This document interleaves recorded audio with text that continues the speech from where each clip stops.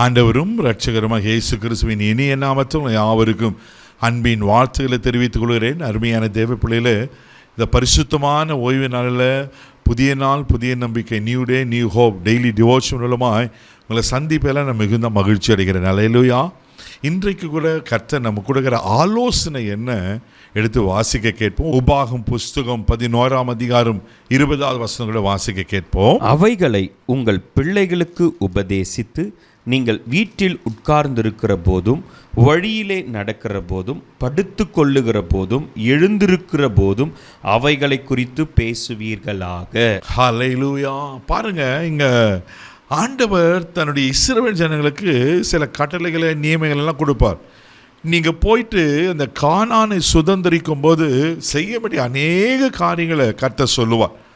அவன் மிக முக்கியமான ஒரு காரியத்தை சொல்கிறாரு. நீங்கள் கடந்து வந்த பாதைங்க, நீங்கள் எப்படி இந்த கானானை சுதந்திரித்தீங்க, இதெல்லாம் உங்கள் பிள்ளைங்களுக்கெல்லாம் நீங்கள் சொல்லணும் அப்படின்னு ஒரு நியமமாக கர்த்தர் சொல்லுவார். யாராவது சொல்ல, அவைகளை உன் பிள்ளைகளுக்கு உபதேசித்து. ஆமென். ரெண்டாவது, நீங்கள் வீட்டில் உட்கார்ந்திருக்கிற போதும், வழியில் நடக்கிற போதும், படுத்து கொள்கிற போதும், எழுந்திருக்கிற போதும் அவைகளை குறித்து பேசுவார்களாக. இவைகளை குறித்து அதே உபாகம் புஸ்தகம் 11ஆம் அதிகாரம் 18வது வசனம் கூட வாசிக்க கேட்போம். ஆகையால் கர்த்தர் உங்கள் பிதாக்களுக்கு கொடுப்பேன் என்று அவர்களுக்கு ஆணையிட்ட தேசத்தில் உங்கள் நாட்களும் உங்கள் பிள்ளைகளின் நாட்களும் பூமியின் மேல் வானம் இருக்கும் நாட்களைப் போல அநேகமாய் இருக்கும்படிக்கு நீங்கள் என் வார்த்தைகளை உங்கள் இருதயத்திலும் உங்கள் ஆத்துமாவிலும் பதித்து அவைகளை உங்கள் கைகளின் மேல் அடையாளங்களாய் கட்டி உங்கள் கண்களின் நடுவே ஞாபக குறியாக வைத்து. ஹல்லேலூயா. பாருங்க, ஆண்டவர் சொல்றாரு, அவன் பிதாக்களுக்கு கொடுப்பேன் என்று அவர் ஆணையிட்ட தேசத்தில் உங்கள் நாட்களும் உங்கள் பிள்ளைகளின் நாட்களும் பூமியின் நாட்கள் இருக்கும்படிக்கு. தேவ பிள்ளைகளை, அப்போது நம்ம என்ன செய்யணும்னாக்கா இதெல்லாம் நினைத்து பேசணும்னு ஆண்டவர் சொல்லுகிறார். ஆமென். ஹல்லேலூயா. இன்றைக்கி நம்ம பிள்ளைங்களுக்கு எதை நம்ம சொல்லிக் கொடுக்குறோம் சொல்லுங்க பார்க்கலாம். நீங்கள் பிள்ளைங்க ஏதாவது ஒன்று பார்க்கட்டும், ஏதாவது வேலை செய்யட்டும், ஏதாவது விளையாடட்டும், அப்படி நம்ம விட்டுறல. ஆனால் இன்றைக்கி பிள்ளைகளை வளர்ப்பது வந்து மிக மிக மிக ஒரு முக்கியமான காரியமாக இருக்குது. தெய்வ பிள்ளைங்களுக்கு நம்ம எதை போதிக்கிறோம், எதை நம்ம பேசுகிறோம் யோசித்து பாருங்கள். ஆமென். பிள்ளைகளை நடத்த வேண்டிய வழியில் நடத்து என்று ஆண்டு சொல்லுகிறல்லவா. இன்றைக்கி நம்ம வீணான காரியங்களை பேசுகிறோம். இன்றைக்கி டிவி சீரியலை பற்றி, சினிமா பற்றி, மற்ற உலக பிரகாரம் காரியங்களை பற்றி பேசுகிறோமா, இந்த வேதத்தை பற்றி. ஆமென். இன்றைக்கி கற்றுக் கொடுக்க வேண்டிய அநேக காரியங்கள் இருக்குல்லவா. இந்த வார்த்தைகளை பற்றி நம்ம பேசும்போது தான் அந்த பிள்ளைங்க நல்வழியில் நடத்தப்படுவாங்க.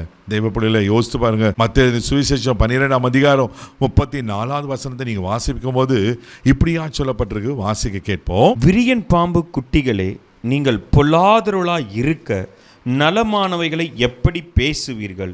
இருதயத்தின் நிறைவினால் வாய் பேசும். பாருங்களேன், விரியன் பாம்பு குட்டிகளே, நீங்கள் பொல்லாதவர்களாய் இருக்க நலமானது எப்படி பேசுவீர்கள்? அப்படி சொல்லிட்டு அப்படியே சொல்றாரு, நல்ல மனுஷன் இருதயமாகிய நல்ல பொக்கிஷந்து நல்லவைகள் எடுத்து காட்டுகிறான், பொல்லாத மனுஷன் பொல்லாத பொக்கிஷந்து பொல்லாதைகள் எடுத்து காட்டுகிறான். அப்போ நம்ம எப்படி நல்ல மனுஷர்லாம் பரிசுத்தமில்ல ஜீவியத்தை ஜீவிக்கும் போது நல்லதை நாம் பேசுவோம், நல்லதை நம்ம சொல்லிக் கொடுப்போம். இன்றைக்கி நம்முடைய வாழ்க்கைகளை பிள்ளைங்க பார்க்குறாங்க. ஹல்லேலூயா. இன்றைக்கி நம்முடைய பேச்சில், நடக்கல, செயல்களில் எல்லாவற்றையும் பிள்ளைங்க வாட்ச் பண்ணுறாங்க. யோசித்து பாருங்கள், உங்கள் இருதயத்தில் நல்லவைகள் இருக்குமானா, உங்கள் இருதயம் பரிசுத்தமாக இருக்குமானா பரிசுத்த காரியங்களை பேசுவோம். உங்கள் இருதயத்தில் பொல்லாங்கானது, இந்த உலகத்தின் காரியங்கள், இச்சையான காரியங்கள், அவன் இருதயத்தில் இருக்கிற அவன் பெரிய ஒரு பட்டியலில் இருக்கிறா இந்த உலகத்துக்குரிய காரியங்கள் இருக்குமானா அதை தான் நான் பேசுவோம். அப்போ நம்ம பேசுகிறத, நம்ம செயல்படுகிறத நம்ம ஜாக்கிரதையாக இருக்கணும், உபதேசித்து. அதனால தான் சொல்கிறேன், நீ படுக்கும்போது, நடக்கும்போது, எழுந்திருக்கும்போது எல்லாவற்றையும் என்ன பண்ணலாம், இவையெல்லாம் நீ அவங்களுக்கு சொல்லிக் கொடுக்கணும்னு. இன்றைக்கி நம்ம பிள்ளைங்களுக்கு எதை சொல்லிக் கொடுக்குறோம், எப்படி நம்ம நடந்துக்கிறோம், ஜாக்கிரதையாக இருப்போம், நல்லவைகளை சொல்லிக் கொடுப்போம், நல்லவைகள் வழி காட்டுவோம். அடுத்த தலைமுறை, அடுத்த சந்ததி ஆசீர்வாதமாக இருக்கும். கண்களை மூடி நம்ம ஜெபிக்கலாம்.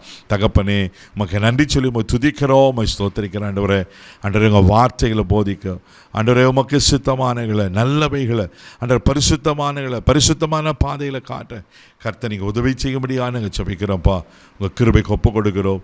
நீர் ஆசீர்வதியும், ஆண்டவரே உன் பிள்ளையான நடத்த வேண்டிய வழியத்தில் நடத்து என்று சொல்ல வார்த்தையின்படி பிள்ளைகளை பரிசுத்தத்தில் நடத்த உதவிச்சு இந்த நாள் முழுதும் கரம் பிடித்து நடத்தும், பாதுகாத்துக்கிறோம், கிருபை கொப்ப கொடுக்கிறோம். இயேசு நிச்சயமாக பிதாவே, ஆமென். நீங்கள் சரியான விதத்தில் பிள்ளைகளை நடத்துங்க, ஆசீர்வாதமாக இருப்பாங்க. God bless you.